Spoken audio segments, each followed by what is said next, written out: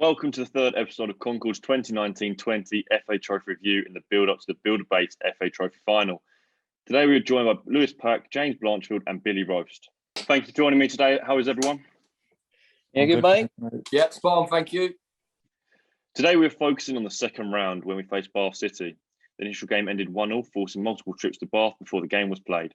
The Beach Boys won the replay 2-1 to make it past the second round for the first time in the club's history. So firstly, how happy you both been able to play at Wembley? You go first, Bill. It's an absolute dream for any footballer at any level to play on one of the biggest stages in the world. So it's just absolutely amazing, really. Fantastic. Blanchy? Yeah, like what Bill said. I've been waiting. Well, we've been waiting for it for nearly a year now. So excited to get it done, and it's obviously what we all work hard for.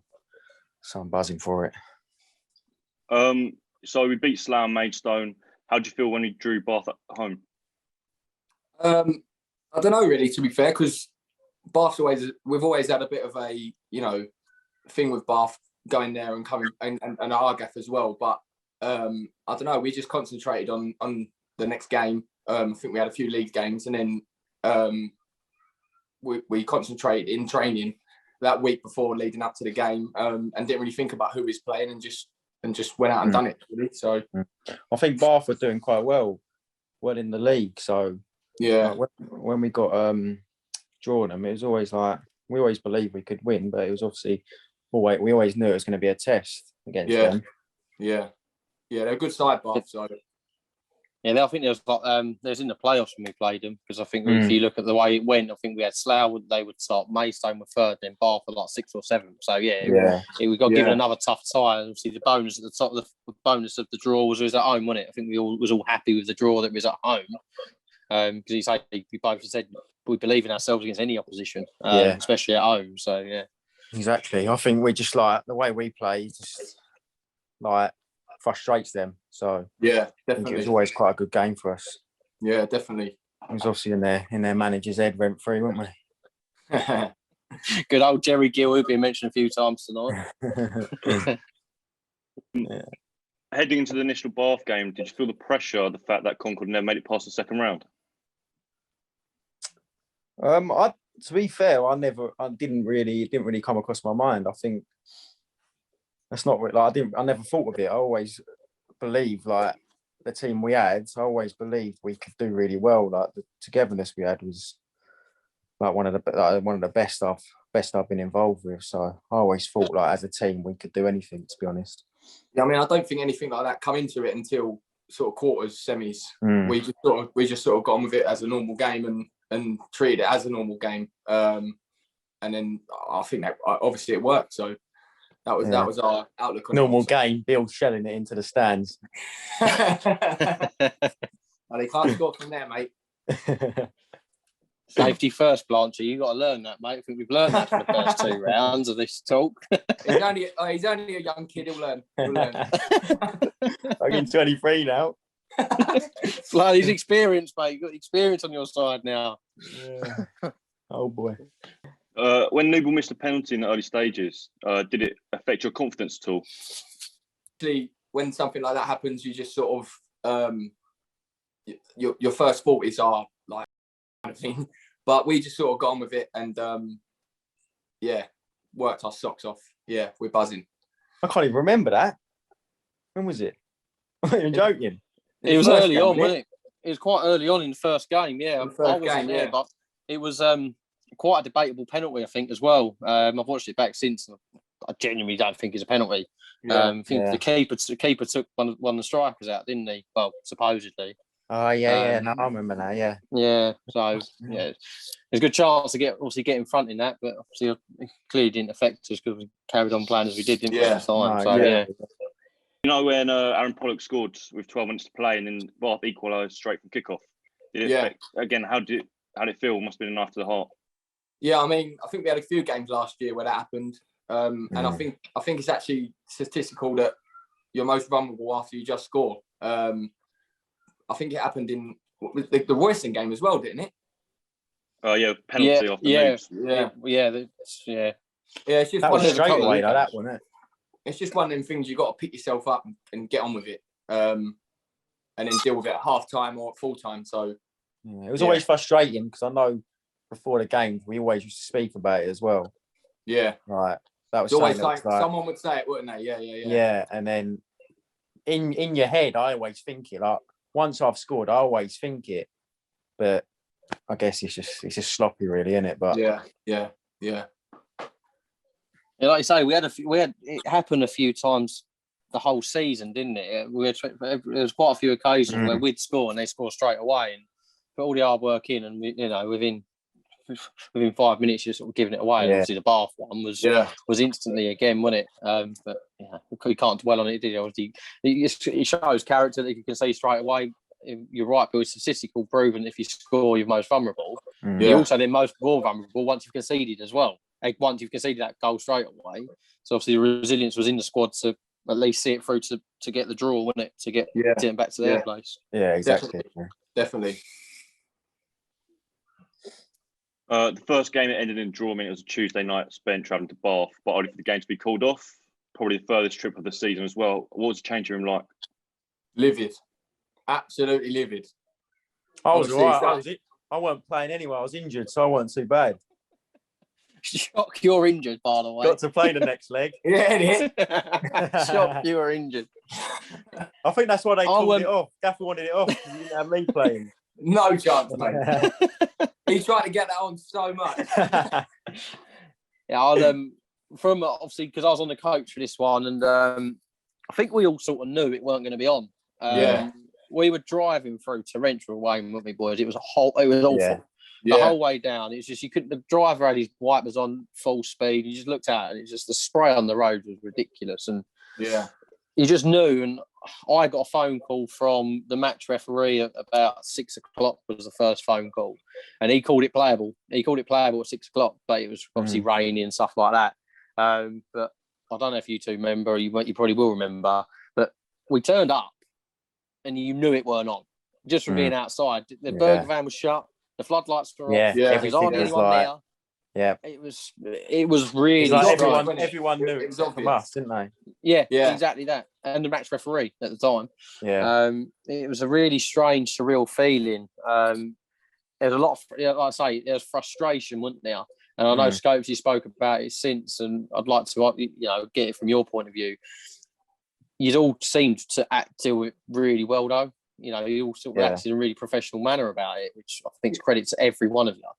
Yeah, I mean, it's always hard when a situation's like that because you've got to keep your mind on the game and try not to think about it. But like we dealt with it and we used it the next game. I think we definitely used it against them. So it worked in our favour, didn't it? It worked in our favour, yeah. Yeah, and that I think that's what that's the message I'd heard from Scopes as well. Yeah. Like on the night was that we don't show our anger now. Don't show your frustration. Yeah, just take it on the chin. You moan about it on the coach, whatever. You just deal with it because you know you're going to get your time, didn't you? Yeah, you know your time's going to come. Exactly. It gave us that a little bit extra, and obviously when we did win, it did make it even better, really, didn't it? Yeah. Yeah, definitely is a big driving factor, that sort of thing. I think from a committee point of view, it was just you walked on that pitch, the groundsmen weren't there. We got there past 6, the groundsmen weren't there, and we all know because we'll talk about it later on in the series about Royston. When we had rain issues, you had myself, you had Ant, you had the boat, you had Brian, you had Deck, you had everyone trying to get the game on. We rock up at Bath at 6:15, and not one of them's on the pitch. You're like, come on, and that hit me. That just frustrated me, and I won't forget that feeling of me and Jack Junior walked on that pitch, looked around us, and there was not a soul. We're the only two on there. I know you obviously you come out, Roche. I remember talking to you coming out. You was all looking here, thinking, "Well, where is everyone? Where are they?" Yeah. I think they got to the point where it was actually all kitted up, weren't we? Yeah. So the ref called it on. Yeah, just before the warm up, wasn't it? Yeah. So I'd done the team sheet. I'd walked back up. I'd gone back upstairs to go do the team sheet. The team sheet was due in at 7 o'clock. We literally went downstairs to do it, and he went, "Game's off." I'm like, right, okay. Well, where's that decision? Because at 6:30 it was on. There was no further discussion. You'd all gone kitted up, and then it changed on the flip of a coin. It felt like. Yeah. Yeah, it's definitely frustrating. Yeah. One of them things, isn't it? One of them things, but it just makes it sweeter for us, I suppose. Yeah. Yeah, 100%. Billy, you scored the first goal to make it 1-0 from Blanchfield. Yeah, of course I did. Yeah. You're welcome, mate. Yeah. But what was better, the cross or the header? The header. I said to him, I was speaking to him beforehand, before coming on here, actually. He just whacked it in the mixer and I done all the work. So if you actually look at the header. To be fair, I was aiming for anyone but Bill. Normally he's terrible at heading, but it was world class, the header. Nah, to be fair, it was nice. It was nice, wasn't it? It was sweet, mate. I was like Ward Prowse, mate. I was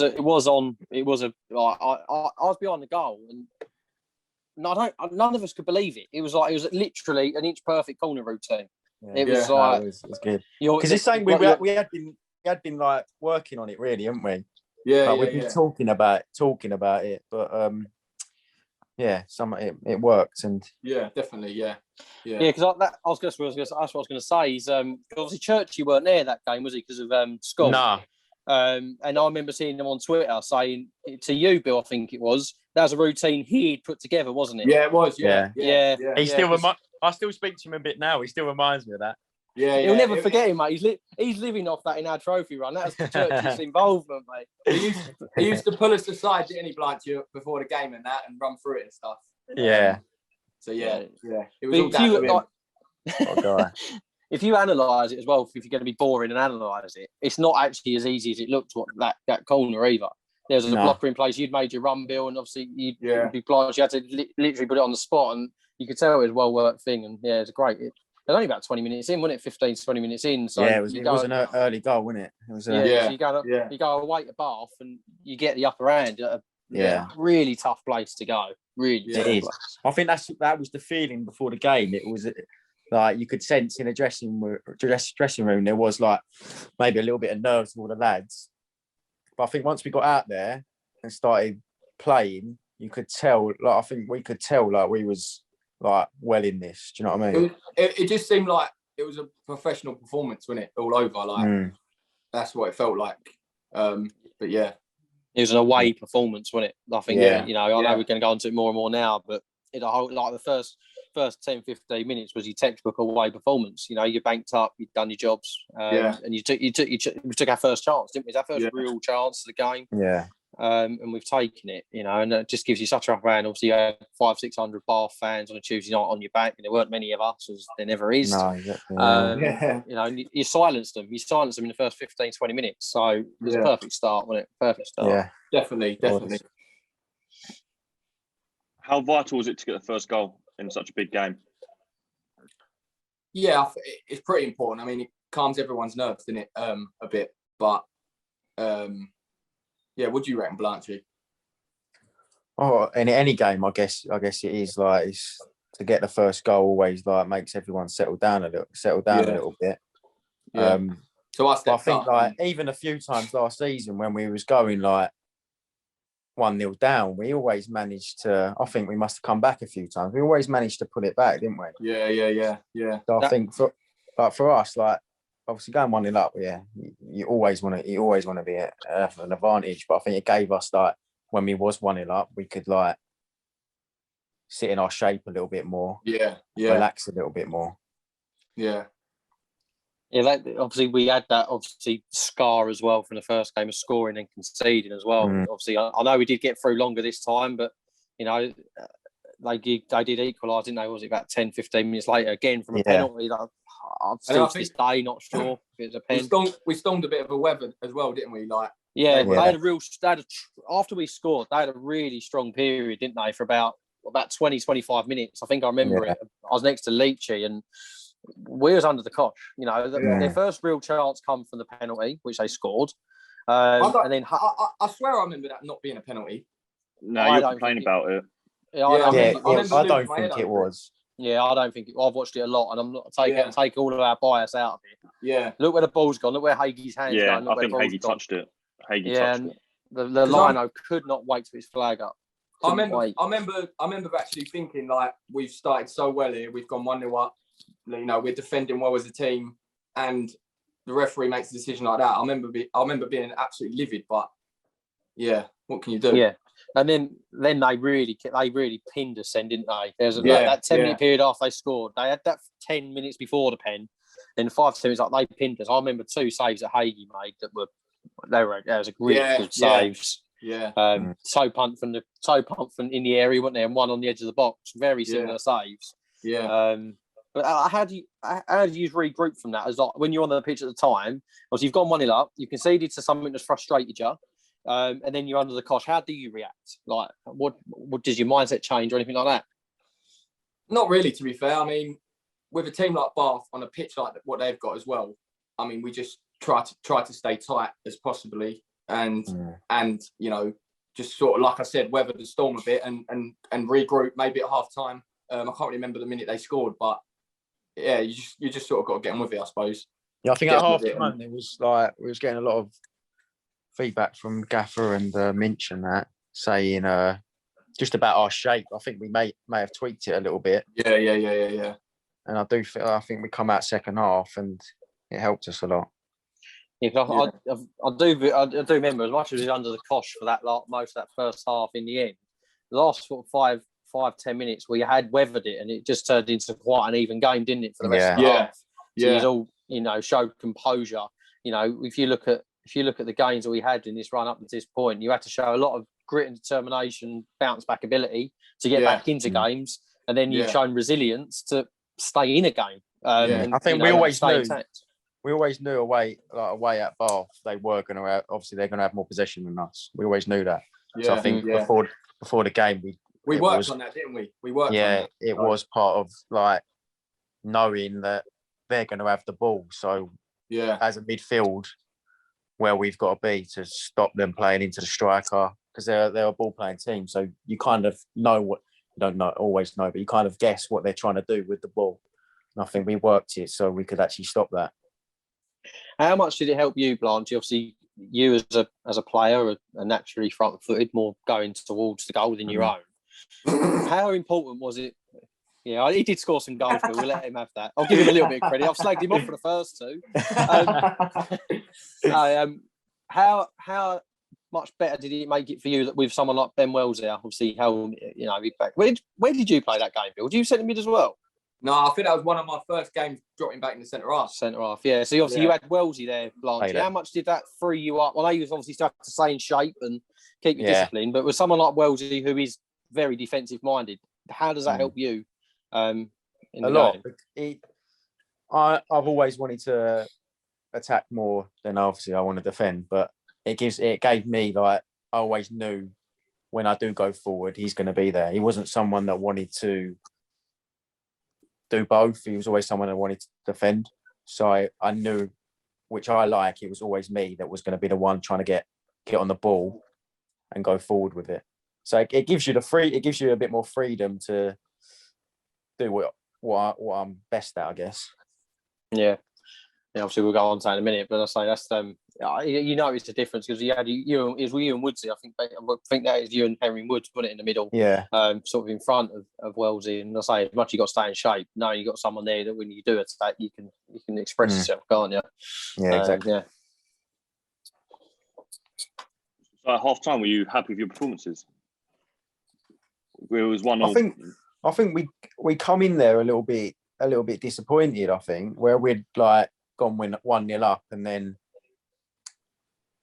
they ended up equalising. And I do think we were under pressure for a good period of that game. So I think we did come in a little bit like we need to change something. Yeah, it was never a fact of like, oh, we're getting battered here, or we're not happy. But it was more of a something we need to adjust something. However, though, I don't know about anyone else, but I think I remember talking to you about this on the way home, Blanche. We would have bit their hands off to be 1-1 against Bath away at half time. So although it was 1-1 up, we would have taken that at half time and then built on it, you know. So I remember being quite happy at half time, thinking, you know, we can do this. The committee were happy as well. Obviously, we had me, Ant was there, Phil Crow. It was only 5 or 6 of us. But we all said the same, Bill. We was all like, fucking, you give us that 7:45 tonight, we'll snap your hand off. 1-1 with half 45 to go. You're in the tie, and anything can happen in cup football, can it? 45 minutes in cup football. You're basing your progression off of 45 minutes, not 90 if you're level at half time. So it's definitely a good position to be in. Say we weathered their storm as well, which was quite a key. We got out a key period of that game. And you should all be proud of your first half performances, to be fair. Blanche, you got your second assist of the game with a perfect weighted pass, this time for Newell to pass around the keeper. With the last 2 minutes game, was that a second assist up there, one of your best moments for the club, with the significance of it? Yeah, I think so. I think that game for me was like maybe a little bit of a turning point in my season. I think it gave me a little bit more confidence, and obviously it's always nice to, as a midfielder, to set up goals. Is what I'm there to do. So when it did happen, it was a relief, and it was a really good feeling, actually. See, that come from where, obviously that was quite. We've discussed this already, but you just got to look at the key passage of each game. The key passage was they tried playing out from the back, didn't they? Noob lost it. They tried playing out from the back. Wellesley made a key interception, bit like Scott Hire did in the Slough game. He just put it to you, took a touch and just slotted it straight through, didn't you? Such a people forget. Obviously, credit goes to you and Noobs, Blanche. Don't get me wrong, because what happened. But a lot of people forget Wellesley's interception now. They're looking to counter, weren't they? I think you was probably ready for a counter, Bill, weren't you? From that position, being at centre half, he's probably ready for the counter attack. 100%, mate. 100%. Yeah. No, and then Wellesley just comes in. It's like literally stops it in its tracks. We go score 5 seconds later. Massively important interception. And I remember the feeling after that goal. Felt so good. Yeah, it was massive relief, Blanchy, wasn't it? Yeah, honestly. I remember running past their keeper. He was down on the floor, and I didn't like him. I was going to swear, and he ran past him, and I just remember just looking at his face, and he was just gutted, and I was over the moon. The thing is, if you look at the games throughout, we played him 4 times, and somehow in a truncated season we played him 4 times. But he'd had a worldie against us every game. He's a good keeper. Yeah, that's why I don't like him. Yeah, he's made 400 appearances. Hang on, it's Ryan Clark. He's made 400 Football League apperances, and in the league game at Bath, he pulled off a David Seaman for Pollard. Yeah, he was very good. Yeah, that, like you say, Blanche, you probably made it sweeter that we'd found a way past him at a key moment. The celebrations were. It was a third game on the trot that we'd have massive celebrations at the end of the game. It was brilliant. It was mustard, wasn't it? Absolutely. Yeah, it was very good. So you both played in a wide range of positions. Like Blanche played in 10, 4, Roasty in 6, 4, and so on. Do you like playing multiple positions for the club? Yeah, I don't mind it, to be fair. I'm always as long as I'm playing, I'm happy. So wherever the gaffer wants me to play, I feel like I can play all 3 positions in midfield. I can play holding 10 or 8. So whatever it is, I don't mind. Yeah, I'm exactly the same. As long as I'm playing, I'm not too bothered where. As long as I'm playing and doing my job and helping out the team, I'm happy. So yeah, it's always nice. It's always nice to have. I don't know what the word is really. Versatility, isn't it? Yeah, that's the one. It's a bit long for me, that one. Big word. You've obviously been over 100 appearances now as well, Rose, and you have played. It's just 2 positions. Obviously, you've played a lot of centre half and a lot of holding mid, and most of the time in the first spell you was centre half, and you played a lot more this spell in holding mid, haven't you? And it's good. It gives options, doesn't it, for the management. That's what we've got, a small squad. So the fact that obviously Blanche, you can play the 3 midfield positions, you can play in the centre half or midfield as well. Yeah, it obviously gives us options, doesn't it? And you can see games like Bath. It's where you need the options, isn't it? Yeah. I reckon I could go false 9 as well. No. Don't get your hopes up, mate. Come on, 10 will do. The 10 will do. I could see you on the wing, to be fair. Blanche, you got to take a parachute off for that, mate. Go for the pace. I could see you out there thinking you're flary and that. Be like Iniesta, mate. Bloody hell. He's getting too big for his boots. He's had one good game in his cup run. He's getting too big for his boots. When that full-time whistle went, was it more relief or celebration, or a bit of both? Both, definitely both. Yeah. Yeah, it was an unreal feeling. Yeah, I remember the changing room after. That was good. That was a good laugh. Yeah. And the journey home, that was a nuts as well. Yeah. Yeah. It was quality, absolutely quality. Obviously, what we did forget, what you forgot to mention, Euan, as well, is obviously there was a lot. Between the goal and kicking off, there's a long time period, wasn't there? Obviously, Crash done a crash and got sent off. Having a moment, and the gaffer, I called their gaffer something I won't repeat on this podcast to his face, and you had Minch trying to get his trousers off to try and get on the pitch. Minch jogging up there. You know, Minch's trousers. He was on there, couldn't get him off. He's like a little kid. He might as well run on there, run on the pitch with him on. You know, just had its attention, didn't it? Yeah. There were so many key points when you actually think back at it that just made it that much sweeter to win. There really was. It was quality. That was a good feeling. It was not. It's nice seeing their manager as well, who he was gutted, wasn't he? And there ain't many people, obviously, that rub me up in the wrong way in football. Definitely not. But you know, he's one person you enjoyed getting one over, wasn't he? You know, My personal opinion, he got Crash sent off as well. He got him sent off, and then he's seeing his face after he was all celebrating was brilliant. It was really nice. What were your favourite 3 games of the trophy run and why? Favourite 3 games? Yeah. The Bath one, because I'm not. That happen often. Exactly. I would probably say the semi-final second, the Halzone game, and then the my favourite one was the Royston one, just purely because the fans were there, purely for that reason. It just made it so much more. Although the semi-final was the game that got us to Wembley, and all sorts of emotions are going through you, but the Royston game with the fans, I'd agree. Absolutely brilliant. It's a feel like after the game when everyone's on the pitch. Obviously, the semi-final was amazing to win it. Yeah, but I think like you did miss that bit after the final whistle when everyone's running on, and it's just it's a good feeling to know what you've done, really. Yeah, I mean, I've never my 2 or 3 years at Concord, I've never had a pitch invasion, and we had 2 or 3 in the space of a couple of months. So it was brilliant, absolutely brilliant. We had no fans in your first film, mate. I don't think they all went. They all disappeared. You only had me. That's about it. That's loud enough, though. You got one more game to go, Bill. Come on, don't let us down with 2. Got to know how to count, surely.